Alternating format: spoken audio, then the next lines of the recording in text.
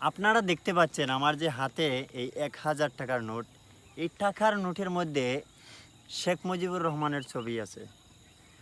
আমার অনেক দিনের একটা প্রশ্ন, যেটা হচ্ছে ৫ই আগস্টের পর যখন শেখ হাসিনা এদেশ থেকে অন্য দেশে চলে যায়, তখন কিন্তু বঙ্গবন্ধু শেখ মুজিবুর রহমানের অনেক স্মৃতিমূলক জায়গা, যেগুলা থেকে স্মৃতি তার একেবারেই ধ্বংস করে দেওয়া হয়েছে। এমনকি তার অনেক এই পুরাকীর্তি ছিল তার ছবি দিয়ে, সেগুলোও কিন্তু নষ্ট করে দেওয়া হয়েছে।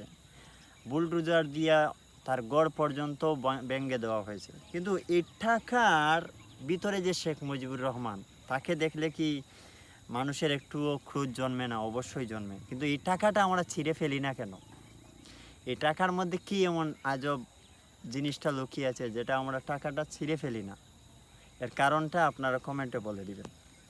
আমিও চিনতে পারি না, কষ্ট লাগে।